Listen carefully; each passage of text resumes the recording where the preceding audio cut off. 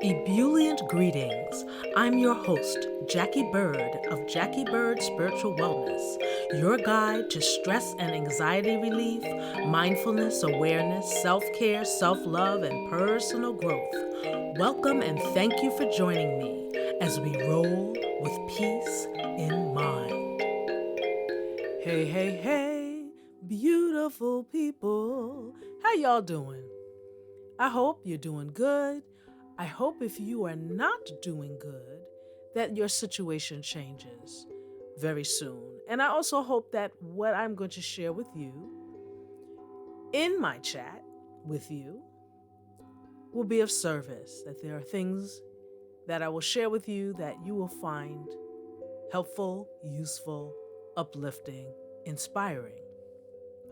Now, before I get to my riff, if you are in the New York City area, near Jersey City, going to be near Jersey City on October 18th, get your tickets now. It's my Kaleidoscope, a stress-relieving odyssey workshop, 4 modalities, 90 minutes, in person.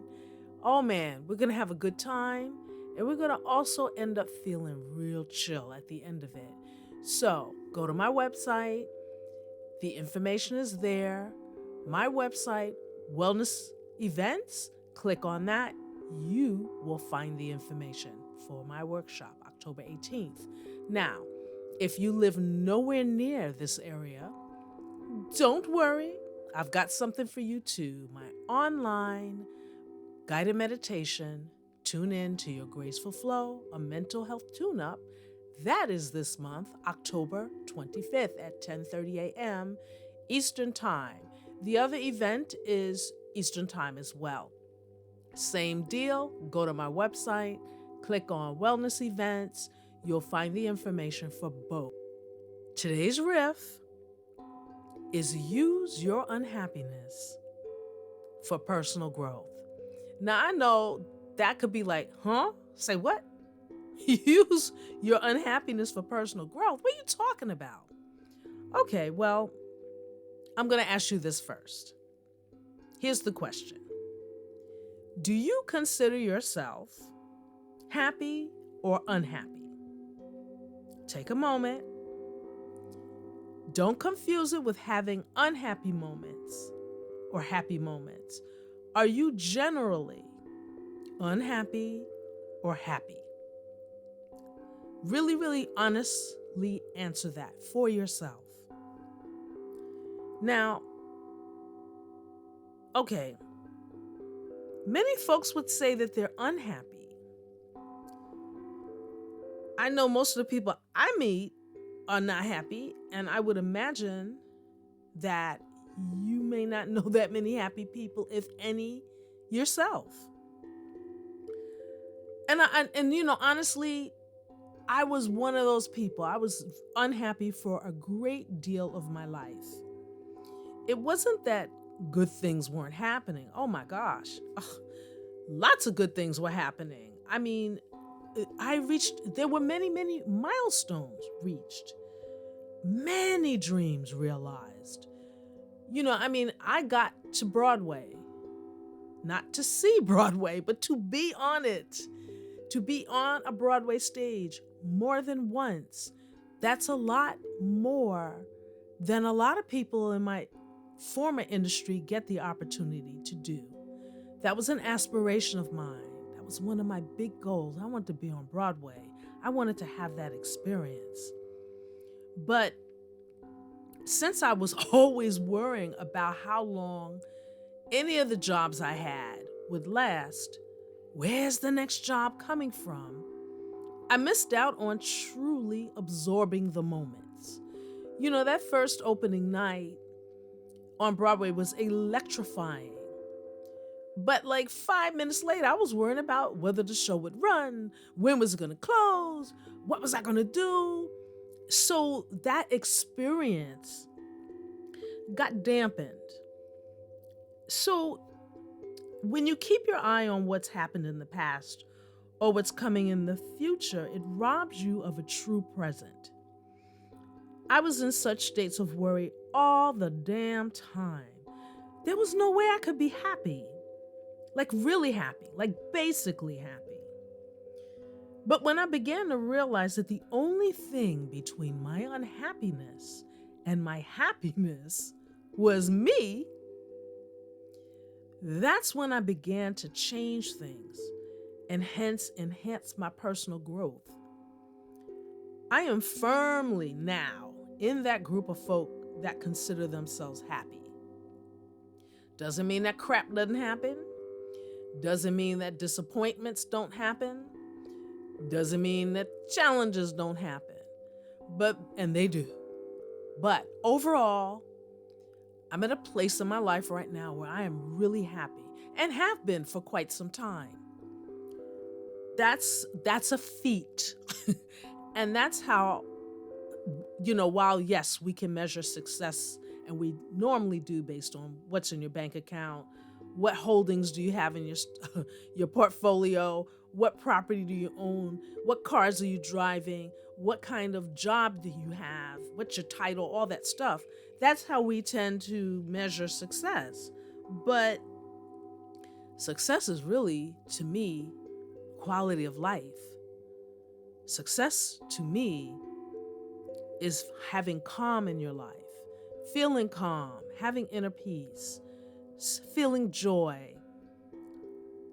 At this point and at this stage, for me, that's how I measure my success for myself. So think about that. And the thing is, had the challenges and the unhappiness not been truly explored, and had I not been able to take away some valuable lessons, I wouldn't be here at this point in my life right now. Okay, so you're unhappy. Let's say that's what you said. Now what? The one thing you want to do is ask yourself some questions. Am I using my unhappiness as a crutch to keep me from fully engaging in what my life could truly be? Am I allowing this way of being to stop me from taking risks? Am I allowing my fears to keep me in this state? What exactly am I unhappy about in the first place? Is my unhappiness rooted in things I want changed? And if you don't know, ask yourself, is it within my power to change the things I want changed? And this is a biggie. There's even a serenity prayer for that. Now I'm going to ask you these questions again so that you can kind of go through the checklist. Am I using my unhappiness as a crutch to keep me from fully engaging in what my life could truly be? Am I allowing this way of being to stop me from taking risks? Am I allowing my fears to keep me in this state? What exactly am I unhappy about? Is my unhappiness rooted in things I want changed? And the thing with these questions, sometimes you can't answer them all at once. Sometimes they're gradual. Sometimes when you ask yourself, the answers may not be readily available. But the fact that you ask the question of yourself, and then you allow yourself to hear the reason or reasons, to hear, see, feel, all of that, the better you're positioned to go, that's it. And these questions that I just asked, there may be others that you have of asking yourself, different wording. And my suggestion is that you write them down. Write down the questions and leave space for the answers. So, as I said, the only thing you can change is yourself. Oh, I didn't say that. All right. So, do you know and realize that the only things and people you can change is yourself? When I got that memo and began to act upon it, boy, it was a serious game changer. Golly, I cannot tell you the light bulbs. And I'm sure that you have had those moments yourself. So, if you really want to change your life, if you really want your life situation to change, because I mean, you may be in a pickle right now. You might not know how you're going to pay your bills. You might be facing eviction. I mean, all kinds of stuff could be going on right now in your life. And when we are faced, a lot of us, with challenges, we get stuck in the loop of the challenge. Oh, this is happening. And 5 seconds later, this is happening and this is happening. And it snowballs. You start going down that rabbit hole of all of these things that are going wrong in your life. And that's what I talk about a lot in terms of like begets like. If you are having a string of negative thoughts, worries, fears, etc., it's a loop, and more of those thoughts flood in. And if you're already struggling, this just makes you feel worse, and it doesn't change anything. It doesn't change anything. If you want your life situation to change, you have got to change some things in your mindset. And to do that, you will increase and deepen your personal growth. Doing that will lighten and brighten your outlook. It will change how you see things and how you view the world. And you will come to some interesting discoveries about yourself. Like, I know you have probably heard this term, poverty mentality, a poverty mindset. And if you haven't heard of it, it's basically having this mindset of you never have enough, you're always struggling, and that's what life should be, that's what the human condition should be. That's a poverty mentality. How do you get out of that if that's what you're telling yourself, if that's the conversation you're constantly having with your friends, that life is a struggle? If that's your tagline, hello, my name is so-and-so, and my tagline is life is always a struggle, if that's a poverty mentality, because you expect to suffer. You expect to always be behind the 8 ball.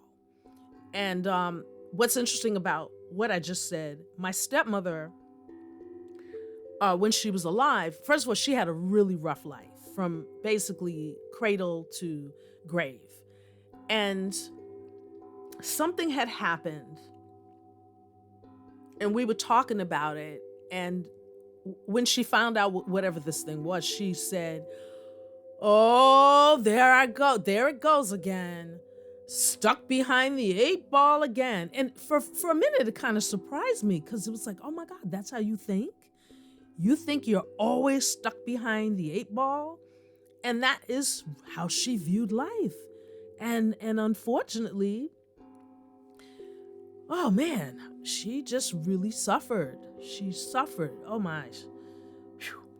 Whew. So you have to look at how you view the world, how you look at yourself, how you have to examine how you think.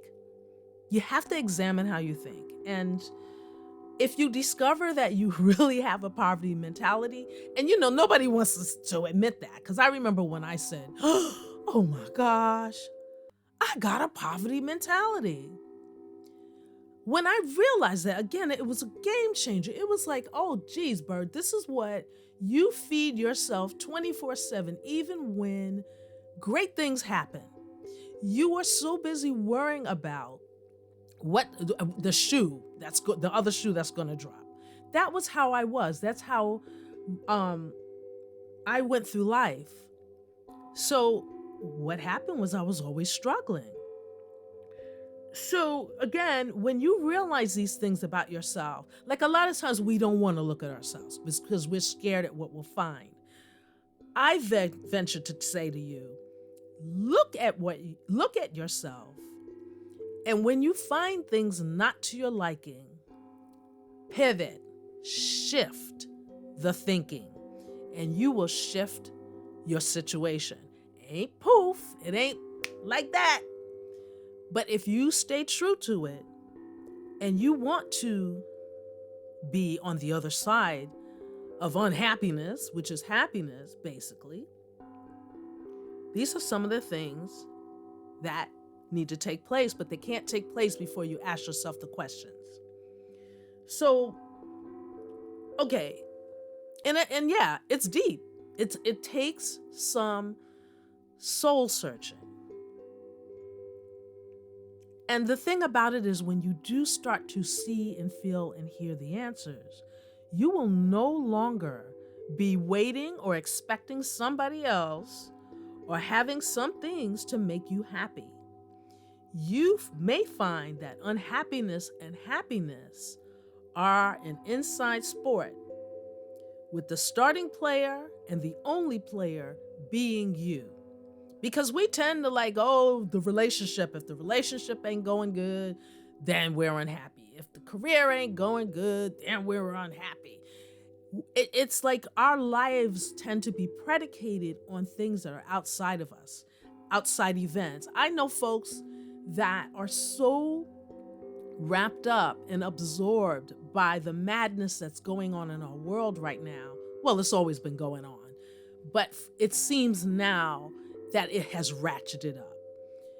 And you can't be consumed by that, because you will never be able to find peace, be peace, if you are consumed by the insanity that is in our world. You just can't do it. So your inner happiness cannot be the result of another's actions, whether it's somebody close to you or what you see on social media or see on the news.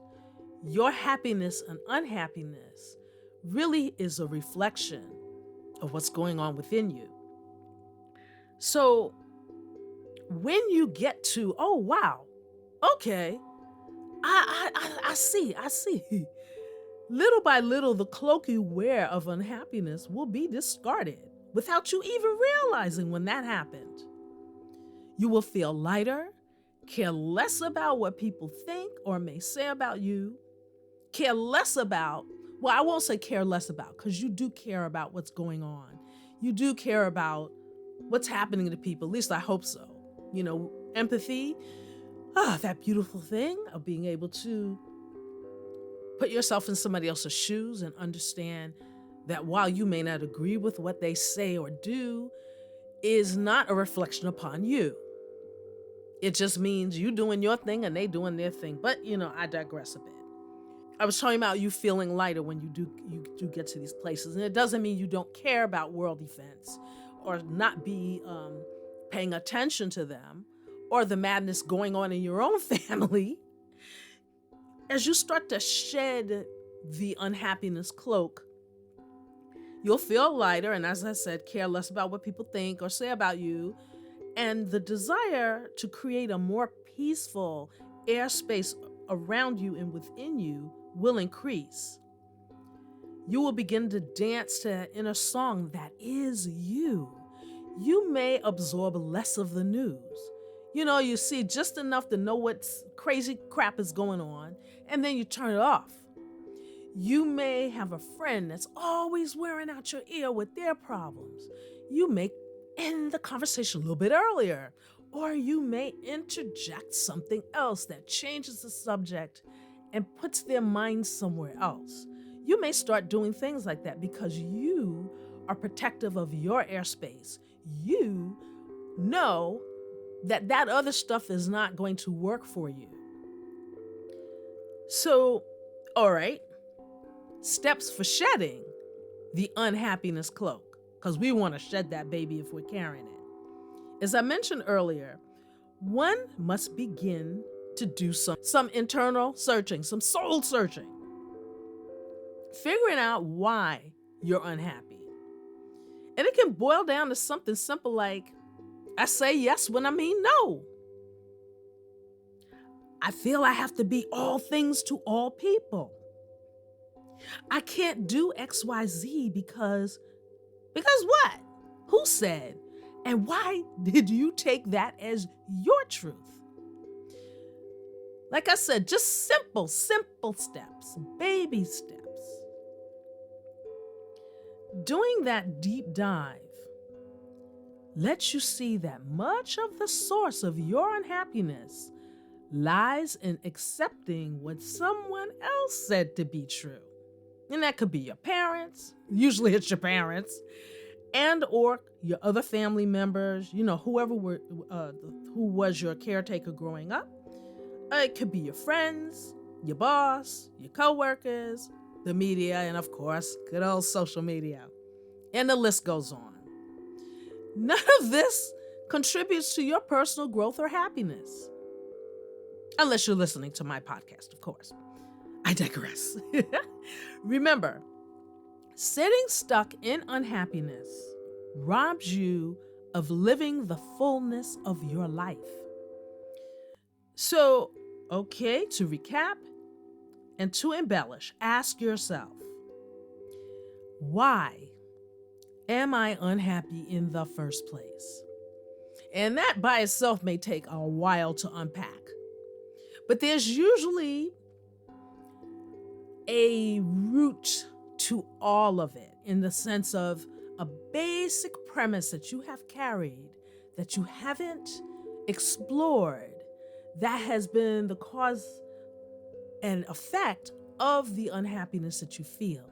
Something very basic. A lot of times we are taught when we're small, and we base all our decisions on that one little thing that we were told. So you have to unearth that. What is that? And why does it work for you anymore?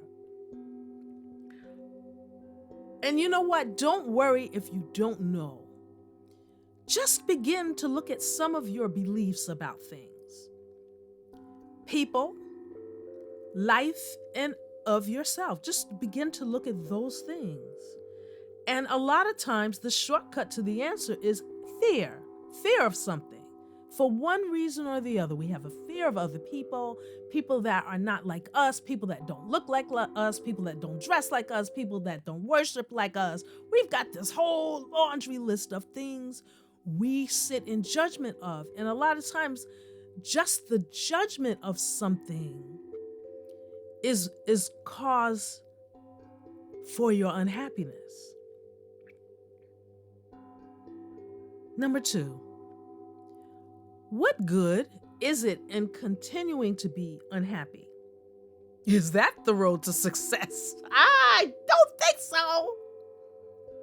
We get content in our discontent. We feel comfortable in our misery. And a lot of it is because it's been a lifelong profession, and we're surrounded by a bunch of people that are the same way.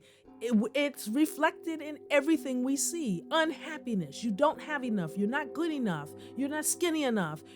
There's all of these messages that are being screamed at us. And we let it seep through our consciousness. Number 3, am I here because I'm afraid of what I'll find out about myself if I look at why I'm unhappy? I'll say that again. Am I still here because I'm afraid of what I'll find out about myself if I look at why I'm unhappy? What will I be? Oh, and that's a biggie. If I let go of being unhappy, who will I be? And as I said, we can get very comfortable in our discomfort, in our discontent, to the point that we don't even realize that's what we've been doing. That's what we are doing. We are wallowing in misery, and we're used to it. And that's something that we don't like to admit to ourselves. But when you do, you can be on your way. But you can't have one epiphany and then ignore it. You have to have an epiphany, see it, feel it, hear it, learn it. And then you'll be able to see the other ones coming in its wake. Hear it, see it, feel it. And these are all journeys. They're not destinations. Number 5. Wait, actually, this should have been number 1. Do I even believe in happiness for myself? Or do I think that's hogwash? And if so, why? And I have met people that think, and you'll find it, if you Google it, you will hear people, see, read, people say that happiness is hogwash, that it's beeswax, that it is a state of imaginary thinking, that it's, like all kinds of stuff that is like, oh, that's just for babies. There are people that have that mentality. You may be one of them, but you can always change it. That's the beauty. Don't be scared of asking the tough questions. Sometimes digging deep is scary. We don't want to do it. It's like, ow, ow, ow, ooh, ooh, ooh, I don't want to see, I don't want to see, I don't want to see. Because we think when we do it, everybody sees it. So what? Usually it's not the case, because we tend to be a little paranoid. We think people are like watching our every move. And you know what? Sometimes they are. But again, so what? It's your life, not their life. It's yours. So, digging deep is scary and it can be distasteful. Some think it'll take a lifetime to figure it out. And honestly, as you grow, you will discover more things. Life is a journey, not a destination. It's an evolution. So if you ask yourself the questions that I mentioned, and you allow whatever occurs to you without judgment in this aspect of the journey to speak from your soul and act upon it, things will change for the better. It has to, because again, like begets like. Energy begets energy. If you are always down in the dumps, that's the experience that you're going to keep repeating and pulling to you. And if I had not experienced these things, I wouldn't be able to say this. The longer I sat in depression, whichever depression time I was sitting in, the longer I was in it and the deeper I fell. Now damn. That, when you discover these things, as you do more exploration into self, that's waking up in your power. Happy excavating. It's the window to your new life. Thank you for listening. Check me out at one of the events or both. If you're in the area and you can step into the workshop, get your tickets now. The space is limited. If you are nowhere near me, you can join me online for my Tune In to Your Graceful Flow. Hope to see you. I'd love to meet you.